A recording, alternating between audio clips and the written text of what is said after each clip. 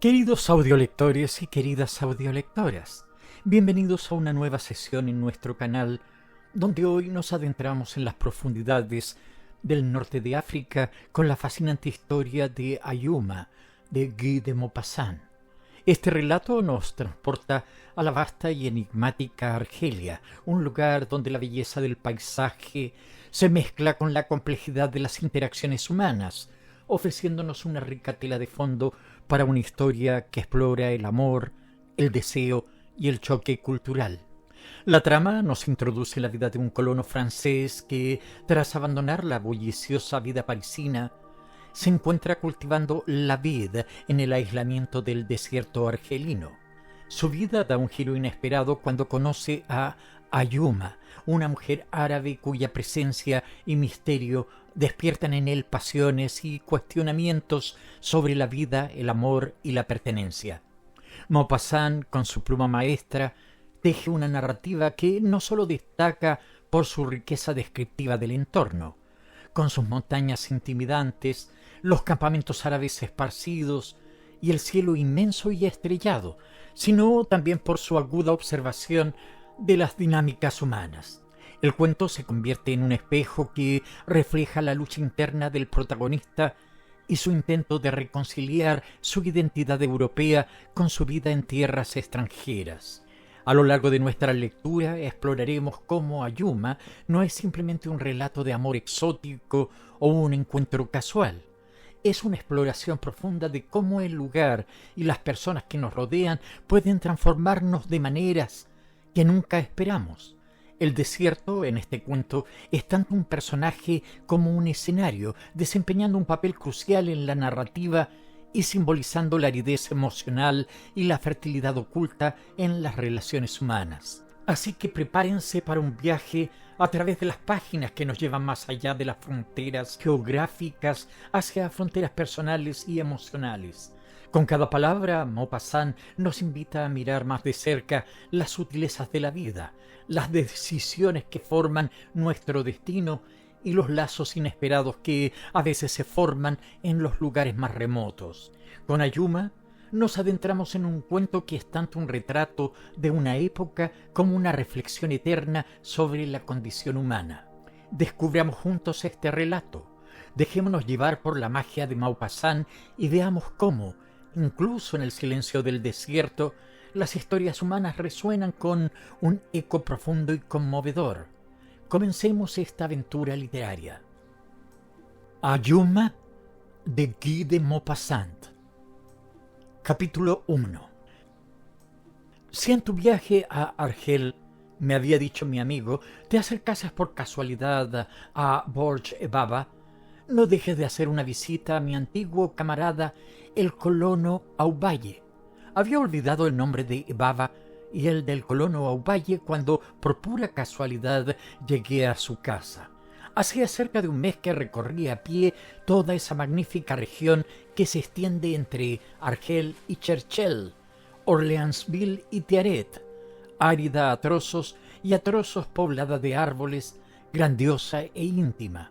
Se encuentran allí entre dos montes, en angosto valle, frondosos pinares que los torrentes cubren en invierno. Enormes árboles, cruzados sobre la torrentera, sirven de puente a los árabes y también a los bejucos que, enroscándose a los troncos muertos, les procuran el adorno de una vida. Hállanse en desconocidos pliegues de montaña, parajes de una belleza aterradora y arroyuelos cuyas orillas cubiertas de adelfas tienen un encanto indescriptible. Pero lo que dejó en mi corazón los más gratos recuerdos de esta excursión fueron las caminatas de por la tarde a lo largo de los senderos, casi sin árboles, que atraviesan aquellas ondulaciones de la costa, desde donde se domina un inmenso país montañoso y rojizo entre el azulado mar y la cordillera del Ouarsenis, que ostenta en sus cimas el bosque de cedros de Tenlent et Had. Aquel día me extravié. Acababa de trepar a la cresta de un monte desde donde había divisado, por encima de una serie de colinas, la larga planicie de la Mitidja, y detrás, en la cumbre de otra cordillera tan distante que apenas se veía, el extraño monumento que llaman la tumba de la Cristiana, sepulcro, según se cuenta, de una familia de reyes mauritanos. Descendía encaminándome hacia el sur, divisando frente a mí, limitada por las cimas que, a la entrada del desierto, se yerguen hacia aquel cielo clarísimo, una comarca montañosa y aleonada, como si todas sus colinas estuviesen cubiertas de pieles de león cosidas unas a otras. De trecho en trecho, en medio de aquellos montes, uno más alto que los que tenía al lado, elevaba su cumbre puntiaguda y amarilla, semejante al encrespado lomo de un camello. Yo andaba deprisa, más ligero cada vez, como se camina cuando se baja de lo alto de una montaña por sus tortuosos senderos. Nada pesa en estas ligeras caminatas animadas por el vivo aire de las alturas. Nada pesa, ni el cuerpo, ni el corazón, ni los pensamientos, ni siquiera las preocupaciones. Aquel día no sentía en mí nada de cuanto aplasta y tortura nuestra existencia y notaba tan solo el placer de aquel descenso. Divisaba a lo lejos campamentos árabes, tiendas negruzcas puntiagudas, agarradas al suelo como los mariscos a las rocas, y chozas, cabañas de ramas y madera de las que salía un humo gris. Formas blancas, hombres o mujeres, vagaban con lentitud en torno de ellas, y la brisa de la tarde llevaba a mis oídos el tintineo de las esquilas de los ganados.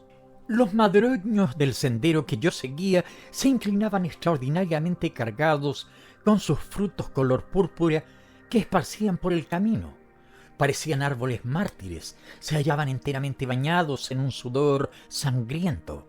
Del tronco de cada una de sus ramas pendía un grano encarnado semejante a una gota de sangre.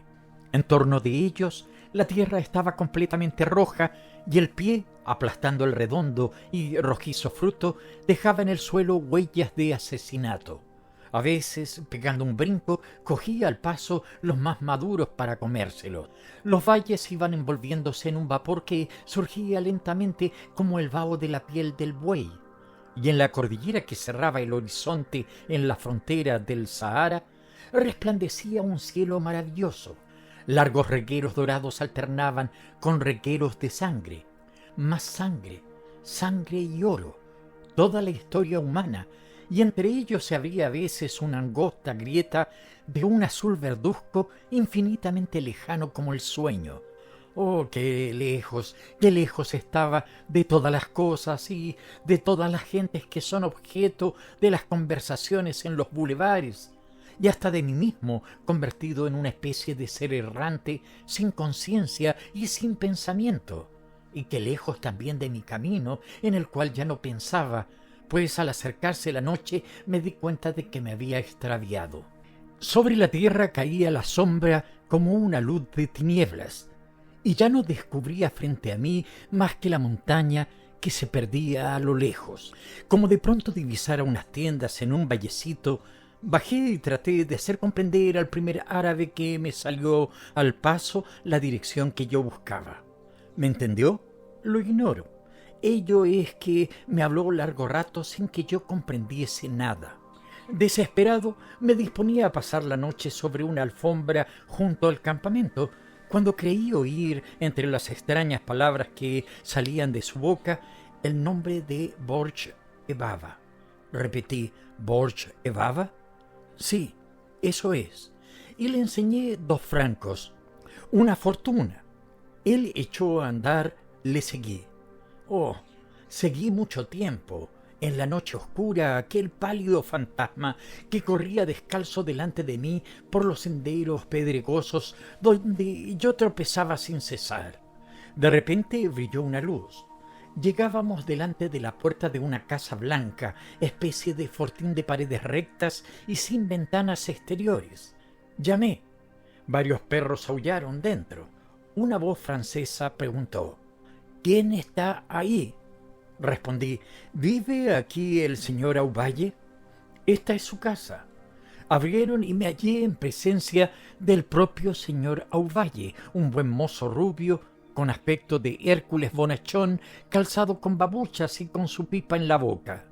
Le di mi nombre, y él me tendió ambas manos diciéndome: «Está usted en su casa, caballero». Un cuarto de hora más tarde comía con avidez frente a mi huésped, que seguía fumando. Yo conocía su historia. Después de haber gastado mucho dinero con las mujeres, había empleado los restos de su fortuna en tierras argelinas y se dedicaba al cultivo de la vid. Los viñedos marchaban bien, era dichoso y tenía la tranquila expresión del hombre satisfecho.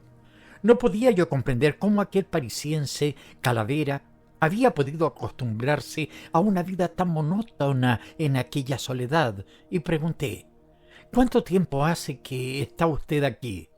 «9 años. ¿Y no ha sentido usted grandes tristezas?» «No. Se acostumbra uno a este país y se acaba por amarlo. Usted no sabe cómo va apoderándose de las gentes por una porción de pequeños instintos animales que desconocemos en nosotros. Nos aficionamos a él, en primer término, por nuestros órganos, a los cuales procura secretas satisfacciones que no razonamos. El aire y el clima conquistan nuestra carne a pesar nuestro, y la alegre luz que lo inunda mantiene a poca costa el espíritu claro y satisfecho. Entra en nosotros a torrentes, sin cesar, por los ojos, y diríase que lava todos los rincones sombríos del alma.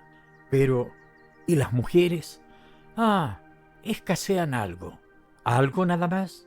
Caramba, sí, algo. Porque siempre hay en las tribus indígenas complacientes que piensan en las noches del rumí. Se volvió hacia el árabe que me servía, un mocetón moreno cuyos negros ojos brillaban bajo el turbante, y le dijo: «Vete, Mohamed, te llamaré cuando te necesite». Luego, dirigiéndose a mí, añadió: «Comprende el francés y voy a contarle a usted una historia en la cual ha desempeñado él un papel importantísimo». Y cuando aquel hombre hubo salido, el señor Aubaye principió en los siguientes términos: «Llevaba yo aquí unos 4 años sin estar completamente instalado bajo todos conceptos en este país cuya lengua empezaba a silabear, y me veía obligado, para no romper por entero con pasiones que me han sido fatales, a hacer de cuando en cuando un viaje de varios días a Argel. Había comprado esta granja, este Bordf, antiguo puesto fortificado, a unos centenares de metros del campamento indígena cuyos hombres empleo en mis cultivos. En esa tribu, fracción de los Oulad Taadja, escogí cuando llegué para mi servicio particular a un gallardo mozo, el mismo que acaba de ver usted, Mohamed Ben Lamhar, que muy pronto empezó a tomarme gran cariño. Como no quería dormir en una casa a la cual no estaba acostumbrado, levantó su tienda a pocos pasos de mi puerta con el fin de que pudiese yo llamarle desde la ventana. ¿Adivina usted mi existencia? Pasaba todo el día recorriendo desmontes y plantaciones, cazaba algo, iba a comer con los oficiales de los vecinos puestos, o bien venían ellos a comer a mi casa. En cuanto a placeres, ya le hablé a usted de los míos. Argel me ofrecía los más refinados, y de cuando en cuando un árabe complaciente y compasivo me detenía en mitad de un paseo para hacerme la proposición de llevar a mi casa por la noche una mujer de la tribu. Aceptaba en ocasiones, pero generalmente rehusaba por temor a los enemigos que aquello pudiera proporcionarme. Y una noche, al principiar el estío, regresando de dar un vistazo a mis posesiones y teniendo necesidad de decir algo a Mohamed, entré en su tienda sin llamarle. Esto me ocurría a cada paso. Sobre una de esas grandes alfombras rojas de larga pelambre, de Jebel Amor, espesas y suaves como un colchón, una mujer, una muchacha, desnuda casi, dormía con los brazos cruzados sobre los ojos. Su cuerpo blanco, de una blancura que relucía bajo el rayo de luz de la cortina levantada, se me apareció como una de las más perfectas muestras de la raza humana que en mi vida había visto. Las mujeres son aquí hermosas, altas y de una rara armonía de rasgos y líneas. Algo confuso, dejé caer la cortina que cerraba la tienda y me fui a casa. Me gustan las mujeres, El rayo de aquella visión me había atravesado y quemado, reanimado en mis venas el antiguo y terrible ardor al cual debo el estar aquí. Hacía calor, corría el mes de julio y pasé casi toda la noche en la ventana, fijos los ojos en la sombría mancha que dibujaba en el suelo la tienda de Mohamed. Cuando al siguiente día éste penetró en mi aposento, le miré cara a cara, y él bajó la cabeza como hombre confuso, culpable. ¿Adivina lo que yo sabía? ¿Por ventura estás casado, Mohamed?, le pregunté bruscamente. Le vi ponerse encarnado y balbuceó. No, señor. Le obligaba a hablar francés y a darme lecciones de árabe, lo que producía con frecuencia una lengua intermedia de las más incoherentes. Repuse. Entonces, ¿por qué hay una mujer en tu casa? Él murmuró. Es del sur. Ah, es del sur, pero eso no explica su estancia en tu tienda. Sin responder a mi pregunta, Mohamed me dijo entonces, es muy bonita. Ah, es verdad. Pues bien, otra vez cuando te llegue una bella mujer del sur, procura hacerla entrar en mi casa y no en la tuya. ¿Oyes, Mohamed? Él respondió con mucha seriedad. Sí, señor. Confieso que pasé todo el día bajo la emoción agresiva del recuerdo de aquella muchacha árabe tendida sobre una alfombra roja, y que al regresar a casa a la hora de comer, tuve un deseo inmenso de atravesar nuevamente la tienda de Mohamed. Durante la velada, éste prestó su servicio como de costumbre, moviéndose en torno mío con su impasible rostro, y varias veces estuve a punto de preguntarle si tenía intención de conservar mucho tiempo bajo su techo de piel de camello a aquella señorita del sur tan linda. A eso de las 9, acosado siempre por la afición a la mujer, tenaz como el instinto de la caza entre los perros, salí para tomar el fresco y pasear un poco alrededor del cono de tela negruzca, a través del cual distinguía el brillante punto de una luz. Luego me alejé para no ser sorprendido por Mohamed en los alrededores de su habitación. Al regresar, una hora más tarde, vi claramente el perfil del moro bajo su tienda. Sacando del bolsillo mi llave, penetré en el bord donde se acostaban, haciéndome compañía, mi intendente, 2 labradores franceses y una vieja cocinera traída de Argel. Subí la escalera, quedando sorprendido al ver luz por las rendijas de mi puerta. Abriendo al punto, distinguí delante de mí, sentada en una silla de paja, al lado de la mesa sobre la cual ardía una bujía, una muchacha de rostro de ídolo, que parecía esperarme tranquilamente, adornada con todas las chucherías de plata que las mujeres del sur llevan en las piernas, en los brazos, en la garganta y hasta sobre el vientre. Sus ojos, agrandados por el alcohol, se fijaban en mí con insistencia, y 4 pequeños signos azules delicadamente tatuados sobre la carne estrellaban su frente, sus mejillas y su barba. Los brazos, cargados de pulseras, descansaban sobre los muslos que recubría, pendiendo de los hombros, la especie de jeva de seda roja que vestía. Al verme entrar, se levantó y quedó en pie delante de mí, cubierta por sus joyas salvajes, en actitud de altiva sumisión. ¿Qué haces ahí?, le dije en árabe. Me encuentro donde estoy porque se me ha mandado venir. ¿Quién te lo ha mandado? Mohamed. Bien está, siéntate. Obedeció bajando los ojos y yo permanecí enfrente examinándola. El semblante era extraño, regular, fino y algo bestial, pero místico cual el de un Buda. Los labios eran duros y estaban coloreados por una especie de fluorescencia encarnada que se encontraba además en su cuerpo, indicando una ligera mezcla de sangre negra, aunque las manos y los brazos fuesen de una blancura irreprochable. No sabía qué hacer y me sentía turbado, tentado y confuso. A fin de ganar tiempo y poder reflexionar, le hice otras preguntas acerca de su origen, su llegada al país y sus relaciones con Mohamed, pero ella no respondió sino a las que menos me interesaban, y me fue imposible saber por qué había venido, con qué propósito, de orden de quién, en qué momento, ni lo que había ocurrido entre ella y mi servidor. Cuando ya me disponía a decirle «vuelve a la tienda de Mohammed», ella, adivinándolo quizá, se irguió bruscamente y levantando los dos brazos descubiertos, cuyos sonoros brazaletes resbalaron hacia sus hombros, cruzó las manos detrás de mi cuello, atrayéndome con expresión de voluntad suplicante e irresistible. Sus ojos, encendidos por el deseo de seducir, por esa necesidad de vencer al hombre, que hace que la impura mirada de las mujeres sea tan fascinadora como la de los felinos, me llamaban, me encadenaban, me dejaban sin valor para resistir, despertaban en mí un ardor impetuoso que me sublevaba.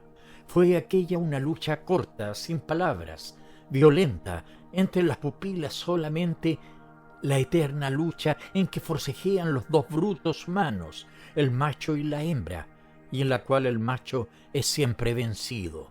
Sus manos, cruzadas sobre mi nuca, me atraían con presión lenta, creciente, irresistible, como una fuerza mecánica, hacia la sonrisa animal de sus labios rojos, donde posé de pronto los míos, abrazando aquel cuerpo casi desnudo y cargado de adornos de plata que resonaron de la garganta a los pies bajo mi presión.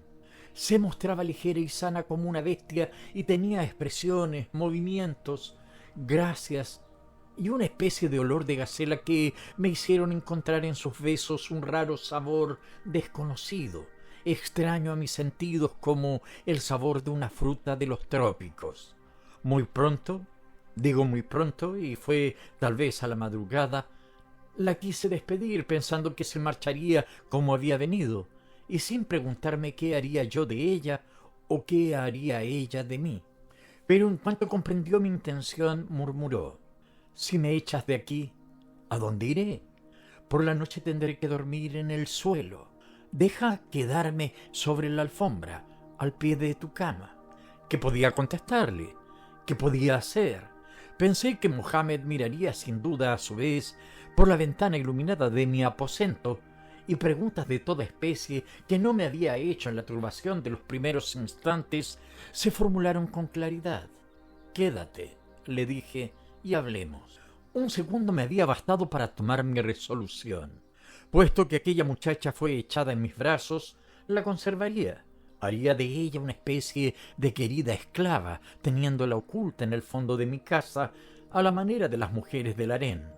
El día que me cansara me sería muy fácil deshacerme de ella de cualquier modo, pues bajo el sol africano estas criaturas nos pertenecen casi en cuerpo y alma.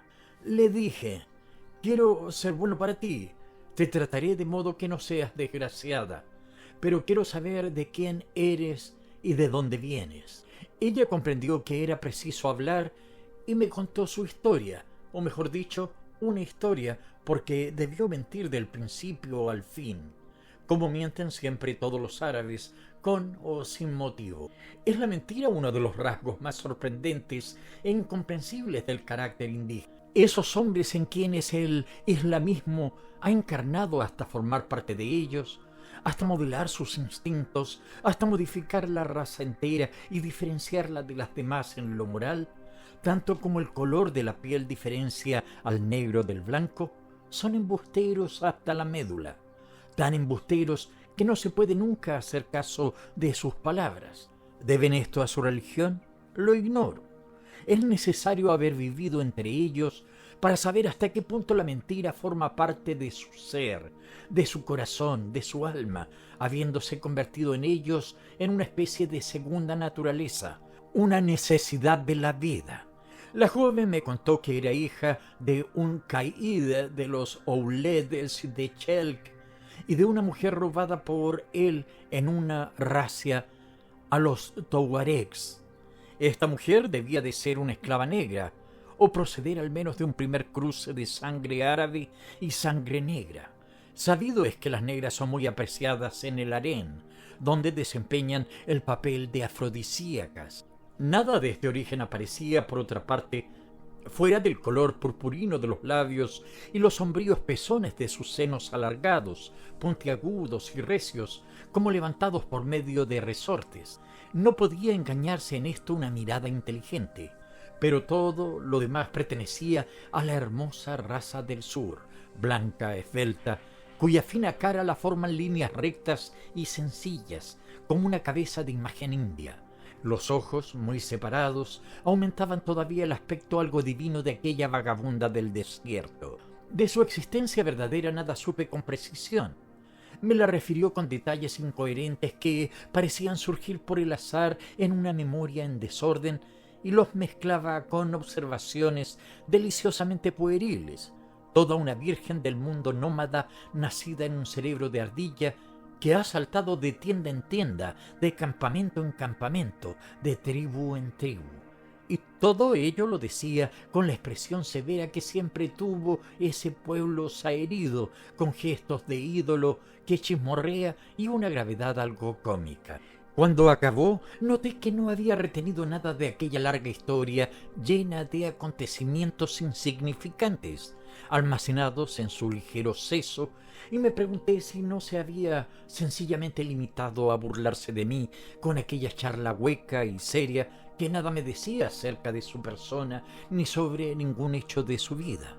Y pensaba en ese pueblo vencido en medio del cual campamos, mejor dicho, que campa en medio de nosotros, cuyo idioma empezamos a hablar, que a diario vemos vivir bajo la tela transparente de sus tiendas, al que imponemos nuestras leyes, nuestros reglamentos y nuestras costumbres, y del cual lo ignoramos todo. Oye usted, como si no estuviésemos únicamente ocupados en mirarle desde hace ya cerca de 60 años. No sabemos lo que sucede bajo esa cabaña de ramas y bajo ese pequeño cono de tela sujeta al suelo por medio de estacas a 20 metros de nuestras puertas, como no sabemos tampoco lo que hacen, lo que piensan, lo que son esos árabes llamados civilizados de las viviendas moriscas de Argel. Detrás de la pared enyesada de su vivienda en las ciudades, detrás del tabique de ramas de su choza o detrás de la delgada cortina de piel de camello que sacude el viento, viven junto a nosotros desconocidos, misteriosos, embusteros, disimulados, sumisos, sonrientes, impenetrables. ¿Qué me diría usted si le asegurase que, mirando desde lejos con mi lente el vecino campamento, adivino que tienen supersticiones, ceremonias, 1000 costumbres que nosotros ignoramos todavía, cuya existencia ni siquiera sospechamos? Tal vez nunca un pueblo, conquistado a viva fuerza, supo sustraerse tan por completo a la dominación real, a la influencia moral y a la investigación encarnizada, pero inútil, del vencedor. Pues bien, esta infranqueable y secreta barrera que la naturaleza, incomprensible, ha levantado entre las razas, la sentía súbitamente, como nunca la había sentido, levantarse entre aquella muchacha árabe y yo, entre aquella mujer que acababa de darse, de entregarse, de ofrecer su cuerpo a mis caricias, y yo, que la había poseído. Le pregunté, pensando en esto por vez primera, ¿cómo te llamas? Había estado unos instantes sin hablar y la vi estremecerse, cual se hubiese olvidado que yo estaba allí, junto a ella.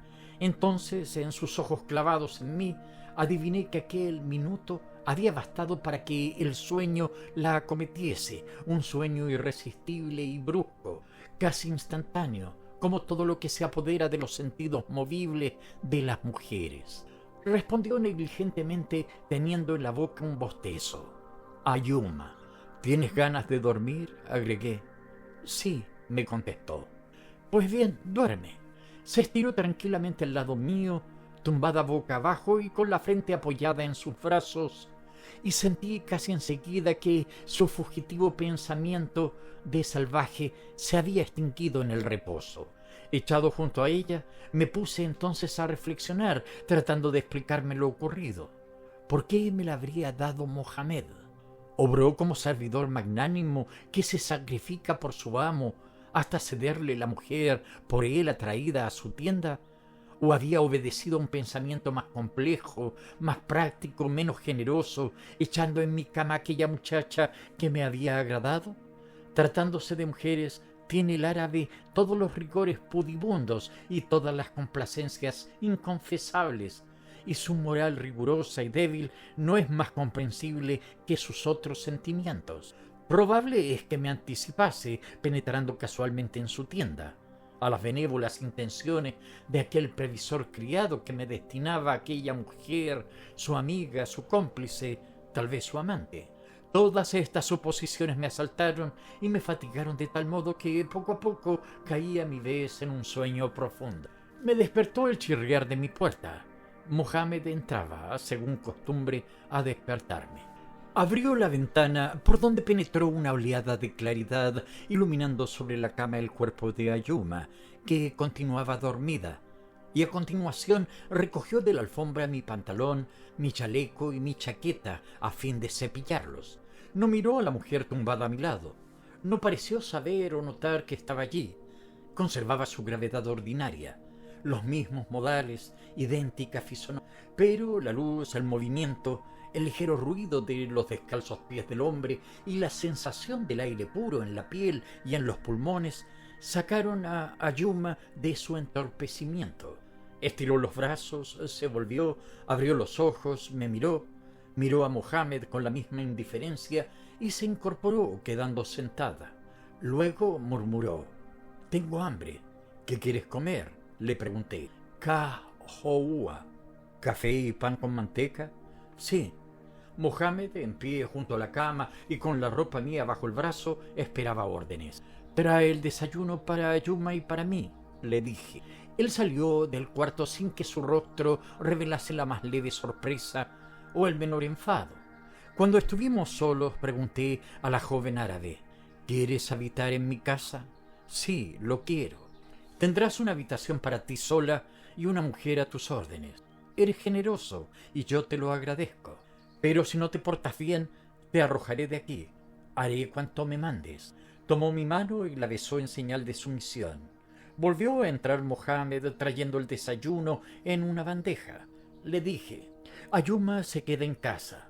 Alfombrarás la habitación que hay al final del corredor y harás venir para que la sirva a la mujer de Abd el-Kader el-Hadara». «Sí, señor». No hubo más. Una hora después, mi hermosa árabe estaba instalada en una habitación amplia y clara, y como yo fuera a cerciorarme de que todo marchaba bien, la joven se me acercó para pedirme, en tono de súplica, que le regalase un armario de espejo.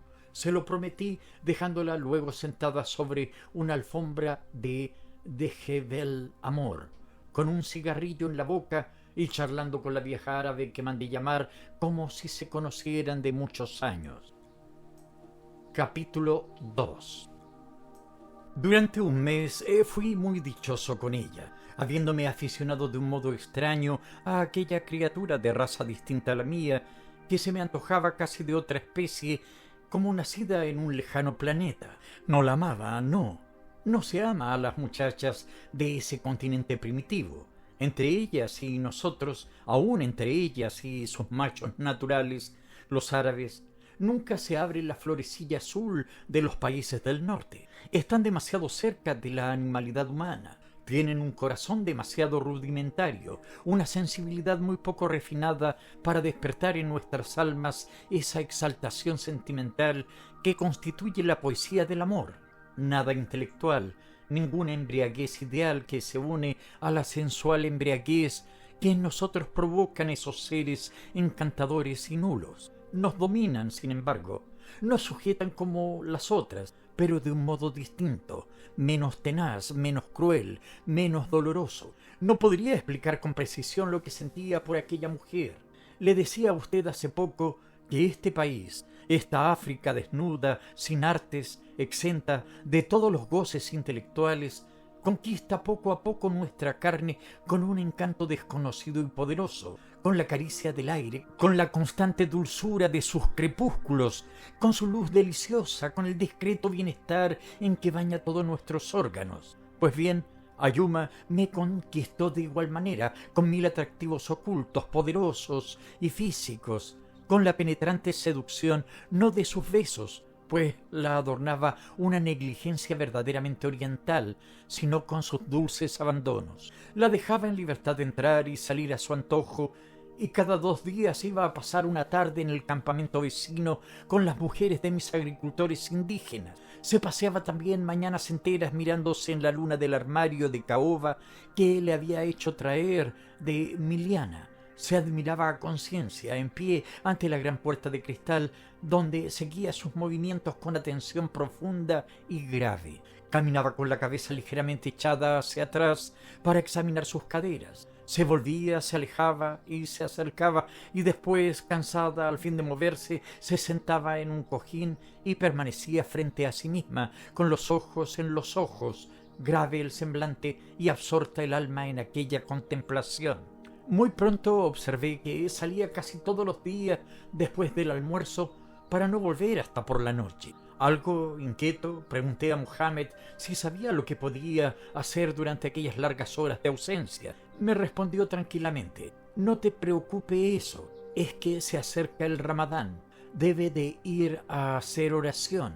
Él también parecía encantado con la presencia de Ayuma en la casa, pero ni una sola vez sorprendí entre ellos la menor señal sospechosa, ni una sola vez parecieron esconderse de mí, entenderse, ocultarme algo. Yo aceptaba la situación tal como la describo sin comprenderla, dejando que obrase en el tiempo, la casualidad y la vida. Muchas veces, después de inspeccionar mis tierras, mis viñas, mis desmontes, daba a pie largos paseos. Ya conoce usted los hermosos bosques de esta parte de Argel, esos barrancos casi impenetrables donde los abetos derribados obstruyen los torrentes, y esos vallecitos cubiertos de adelfas que, desde lo alto de las montañas, parecen tapices orientales extendidos a lo largo de los arroyos. ¿Sabe usted que a cada momento, en esos bosques y esas orillas donde se diría que nadie ha penetrado aún, se encuentra de pronto la blanca cúpula de una coúba en que se hallan encerrados los huesos de un humilde morabito, de un morabito aislado, a quien visitan apenas algunos fieles llegados del próximo Aduar, con un cirio en el bolsillo para encenderlo sobre la tumba del santo? Pues bien, una tarde, al volver de mi paseo, acerté a cruzar por delante de una de esas capillas mahometanas, y dirigiendo una mirada por la puerta constantemente abierta de par en par, divisé una mujer que oraba delante de la reliquia. Era un delicioso cuadro aquella árabe sentada en el suelo del destartalado recinto en que el aire penetraba libremente, reuniendo en los rincones, en montoncitos amarillentos, las finas hojas secas caídas de los pinos. Me acerqué para mirar mejor y reconocí a Ayuma.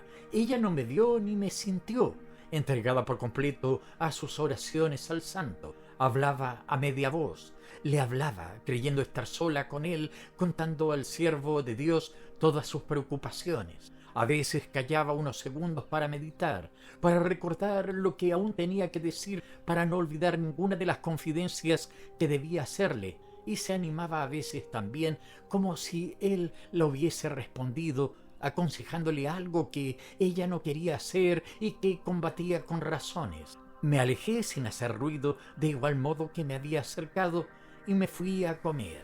Al anochecer la llamé a mi aposento, viéndola entrar en él con una expresión de inquietud que de ordinario no tenía. «Siéntate ahí», le dije, haciéndole sitio a mi lado en el sofá. Obedeció, mas como yo me inclinara hacia ella con intención de darle un beso, apartó la cabeza vivamente. Quedé estupefacto y le pregunté: «¿Qué significa eso?». «Estamos en el Ramadán». Yo me eché a reír. «¿Y te prohíbe el morabito que te dejes abrazar durante el Ramadán?». «Oh, sí, tú eres Rumi y yo soy árabe. ¿Y fuera un pecado grave hacer lo que te pido?». «Oh, sí». «Según eso, ¿no comiste hoy nada hasta ponerse el sol?». «No, nada». «¿Pero comiste una vez puesto el sol?». «Sí». «Pues bien, ya que es completamente de noche, ¿no puede ser más severa para la boca que para lo demás?». Ella parecía crispada, ofendida, herida, y me replicó con una altivez que nunca le había visto emplear: «Si una muchacha árabe se dejase tocar por un rumi durante el Ramadán, quedaría maldita para siempre. ¿Y durará esto todo el mes?». Ella respondió con convicción: «Sí, todo el mes del Ramadán». Tomé una expresión irritada y le dije: «Pues bien, puedes irte a pasar con tu familia ese Ramadán». Ella tomó mis manos en las suyas, estrechándolas contra su pecho. «Oh, no seas malo», exclamó, «te lo ruego, ya verás qué bien me porto contigo. Haremos juntos el Ramadán. ¿Quieres? Te cuidaré, te mimaré, pero no seas malo. No pude menos de sonreír, tan chocante era en su desolación, y la envié a dormir a su cuarto. Una hora después, al ir a acostarme, dieron en mi puerta 2 golpecitos tan ligeros que apenas los oí. Adelante, dije, y vi aparecer a Yuma con una gran bandeja llena de golosinas árabes, de croquetas azucaradas, fritas y salteadas, con toda una extraña pastelería nómada. La muchacha reía, mostrando sus hermosos dientes, y repitió: «Vamos a hacer juntos el Ramadán». Ya sabe usted que al ayuno, comenzado con la aurora y terminando con el crepúsculo, en el momento en que la vista no distingue un hilo blanco de uno negro, siguen todas las noches pequeñas fiestas íntimas en que se come hasta la madrugada. Resulta de esto que para los indígenas poco escrupulosos el Ramadán consiste no más en hacer del día noche y de la noche día. Pero Ayuma llevaba más allá la delicadeza de conciencia. Depositó su bandeja entre los dos sobre el sofá y, tomando con sus finos dedos una azucarada bolilla, me la puso en la boca murmurando: «Muy bueno, cómetelo». Mastiqué el ligero pastel, que era excelente en efecto, y le pregunté: «¿Lo has hecho tú?». «Sí». «¿Para mí?». «Sí, para ti». «¿Para hacerme soportar el Ramadán?». «Sí, no seas malo. Todos los días haremos lo mismo». Oh, qué mes tan terrible pasé. Un mes azucarado, dulzarrón, irritante. Un mes de cariñitos y tentaciones, de cóleras y vanos esfuerzos contra una invencible resistencia. Luego, cuando llegaron los 3 días del Beirán, lo celebré a mi manera y no volví a acordarme del Ramadán. Transcurrió el estío, que fue muy caluroso. Al comenzar el otoño, Ayuma me pareció preocupada, distraída, indiferente a todo, y una noche, habiéndola hecho llamar, no la encontraron en su aposento. Pensé que vagaría por la casa y di orden de que la buscasen al punto. Había salido y no había vuelto. Abrí la ventana, grité: «¡Mohamed!». La voz del hombre acostado bajo su tienda respondió: «Mandel, ¿sabes dónde está Ayuma?». «No, señor». «¿Pero qué dice usted? ¿Ha desaparecido?». Pocos segundos después el árabe entraba en mi aposento, tan trastornado que no podía dominar su turbación. Me preguntó: «¿Ha desaparecido Ayuma?». «Sí, ha desaparecido». «No es posible». «Búscala, pues», le dije. Permanecía impensativo, buscando en su imaginación sin comprender. Entró después en la habitación donde la ropa de Ayuma cubría el suelo, en un desorden oriental. Todo lo examinó como un policía, lo oliscó, mejor dicho, como un perro. Enseguida, incapaz de hacer un esfuerzo profundo, murmuró con resignación: «Se ha marchado. Sí, se ha marchado. Yo temía un accidente, una caída al fondo de un precipicio, e hice que se levantasen cuantos hombres había en el campamento, con orden de recorrerlo todo hasta encontrarla. Se la buscó toda la noche, todo el día siguiente, toda la semana. No se descubrió ni una sola huella que pusiera sobre su pista. Yo sufría, la echaba de menos. Mi casa me parecía vacía y desierta mi existencia. Ideas inquietantes cruzaban al propio tiempo mi cerebro. Temía que lo hubiesen robado, asesinado tal vez, pero siempre que trataba de interrogar a Mohamed y de comunicarle mis aprensiones, él respondía invariablemente: «No, se ha marchado». Luego agregaba la palabra árabe resal, que significa gacela, como para dar a entender que corría mucho y estaba muy lejos. Pasaron 3 semanas y ya no esperaba volver a ver a mi querida árabe, cuando una mañana Mohamed, con el semblante radiante de alegría, penetró en mi aposento y me dijo: «Señor, Ayuma ha vuelto». Salté de la cama y le pregunté: «¿En dónde está?». «Allá abajo, al pie del árbol. No se atreve a venir». Y con el brazo extendido me mostraba por la ventana una mancha blancuzca al pie de un olivo. Me vestí y salí. Al acercarme a aquel lío de ropa blanca que parecía tirado contra el retorcido tronco, reconocí los grandes ojos sombríos, las estrellas tatuadas, el semblante alargado y regular de la muchacha que me había seducido. A medida que avanzaba, se apoderaba de mí la cólera. Sentía un fuerte deseo de golpearla, de hacerla sufrir, de vengarme. Desde lejos grité: «¿De dónde vienes?». Ella no respondió y permaneció inmóvil, inerte, como si viviese apenas, esperando los efectos de pronta a recibir mis golpes. Yo estaba en pie junto a ella, contemplando con estupor los harapos que la cubrían, aquellos pingajos de seda y lana cubiertos de polvo, desgarrados, miserables. Repetí con la mano alzada como sobre un perro: ¿De dónde vienes? Ella murmuró: de allá abajo. ¿De dónde? De la tribu. ¿De qué tribu? De la mía. ¿Por qué te marchaste? Viendo que no le pegaba, cobró algunos ánimos y en voz baja añadió: era necesario, no podía seguir viviendo en la casa. Vi lágrimas en sus ojos y enseguida me enternecí como un animal. Me incliné sobre ella y distinguí, al volverme para sentarme, a Mohamed, que nos acechaba desde lejos. Añadí con mucha dulzura: vamos a ver, ¿por qué te marchaste? Entonces me contó que desde hacía mucho tiempo sentía en su corazón de nómada el irresistible deseo de volver bajo de tumbarse, de correr, de arrastrarse sobre la arena, de vagar con los rebaños de llanura en llanura, de no sentir sobre la cabeza, entre las estrellas amarillas del cielo y las estrellas azules de su rostro, más que la delgada cortina de tela gastada y recocida, a través de la cual se distinguen puntos de fuego cuando por la noche se despierta. Me hizo comprender esto con términos sencillos y enérgicos, tan justos, que me cercioré de que no mentía. Sentí piedad por ella y le pregunté: ¿por qué no me dijiste que deseabas ausentarte por algún tiempo? Porque no habrías querido. Prometiéndome volver, te hubiera dejado. No me habrías querido creer. Se reía al observar que ya no estaba enfadado y añadí: ya ves, esto ha concluido. He vuelto a mi casa.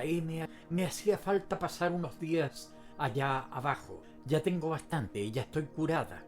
He vuelto y siento bien. Estoy satisfecha. Tú no eres. Vamos a casa. Se levantó. Cogí su mano, su fina mano de largos y torneados dedos, y triunfante con sus harapos, bajo la música de sus anillos, de sus brazaletes, de sus collares y sus placas, se encaminó gravemente hacia mi vivienda, donde nos aguardaba Mohamed. Antes de entrar repetí: Ayuma, siempre que quieras volver a tu país, pídeme permiso para ello, te lo daré. Ella me preguntó con desconfianza: ¿me lo prometes? Sí, te lo prometo. Pues yo también te lo prometo. Cuando me sienta mal, y se llevó las manos a la frente con un gesto magnífico, te diré: necesito ir allá abajo y tú me dejarás marchar. La acompañé a su aposento, seguido de Mohamed, que llevaba agua, pues todavía no se había podido comunicar a la mujer de Abdel-Kader el-Hadara que su ama había vuelto. Ayuma entró, vio el armario de espejo y con el rostro iluminado corrió a él como se corre hacia una madre a quien se ve después de creerla perdida. Se miró breves segundos, hizo una mueca y luego, con voz en que se notaba algún enfado, dijo al claro cristal: aguarda, tengo vestidos de seda en el armario, muy pronto seré. La dejé sola, haciendo la coqueta ante sí. Nuestra vida volvió a ser como antes, sufriendo yo más cada vez el atractivo enteramente físico de aquella mujer con quien sentía al propio tiempo una especie de desdén paternal. Durante 6 meses todo marchó bien. Un día observé que volvía a estar nerviosa, agitada, algo triste. Le dije entonces: ¿qué te pasa? ¿Quieres volver a tu tribu? Sí, quiero ir allá. ¿No te atrevías a decírmelo? No me atrevo. Pues márchate cuando quieras, te lo permito. Cogió mis manos y las besó, cosa que hacía en todos sus impulsos de agradecimiento, y al siguiente día ya no la encontré en casa. Regresó como la otra vez, al cabo de 3 semanas aproximadamente, y como entonces andrajosa, renegrida por el polvo y el sol, harta de vida nómada, de arena y de libertad. En 2 años fue 4 veces a su país. Recibía yo siempre sin celos, porque para mí los celos no pueden nacer más que del amor tal como lo comprendemos nosotros. Cierto que la habría podido matar si la hubiera sorprendido engañándome, pero la habría matado casi como se mata por pura violencia a un perro que desobedece. No hubiera sentido tormentos, ese fuego roedor, esa enfermedad horrible, los celos. Acabo de decir que hubiera podido matarla como se mata a un perro La amaba, en efecto, casi como se ama a un animal rarísimo, perro o caballo, imposible de reemplazar.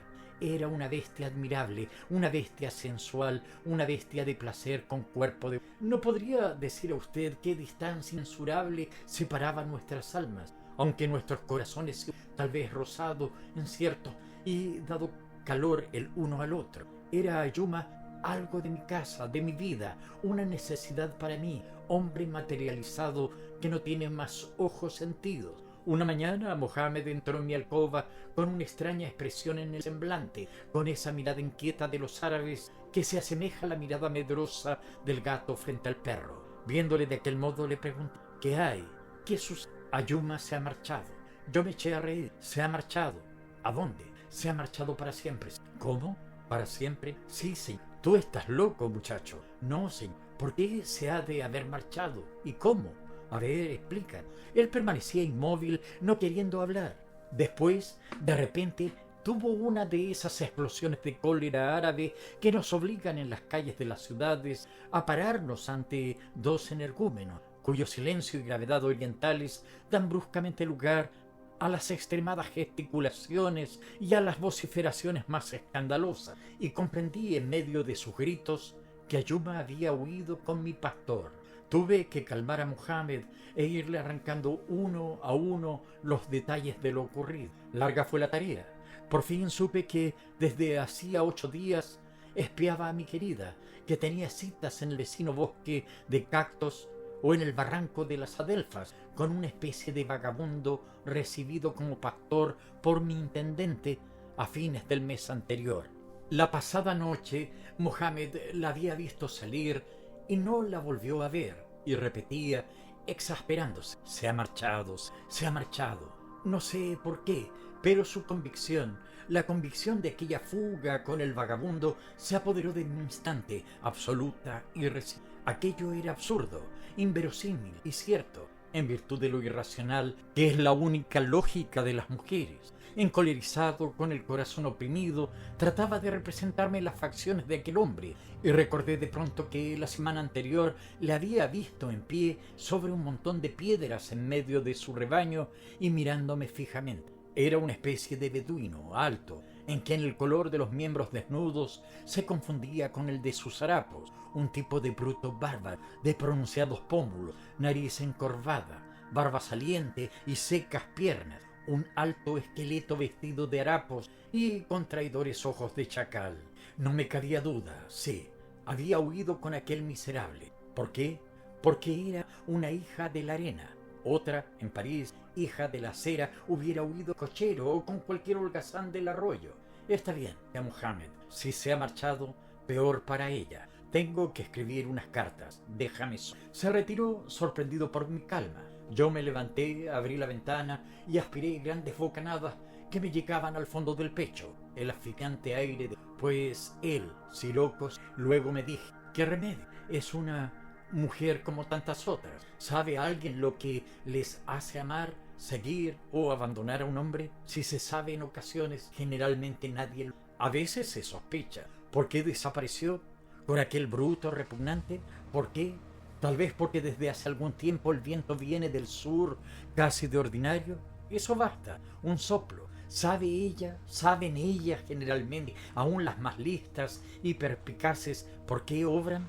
¿Cómo lo sabe la veleta girando el viento? Una brisa sensible mueve la flecha de hierro, de cobre, de palastro o de madera, lo mismo que una influencia imperceptible, una impresión inexplicable. Agita e impulsa a las resoluciones el mudable corazón de las mujeres, ya sean de la ciudad, del campo, del arrabal o del desierto. Pueden saber luego, si razonan y comprenden, por qué hicieron aquello y no lo otro, pero lo ignoran por el momento porque son juguetes de su caprichosa sensibilidad, aturdidas esclavas de los acontecimientos, del medio ambiente, de las emociones, de los encuentros y de todos los rozamientos que estremecen su alma y su carne. 3 asteriscos. El señor Aubaye se había puesto en pie, dio unos pasos, me miró y dijo: ahí tiene usted un amor del desierto. Le pregunté: ¿y si volviera? Indecente muchacha. Mucho lo celebraría, a pesar de todo. ¿Y perdonaría usted al pastor? Naturalmente. Tratándose de mujeres, el hombre debe siempre perdonar o ignorar. Fin.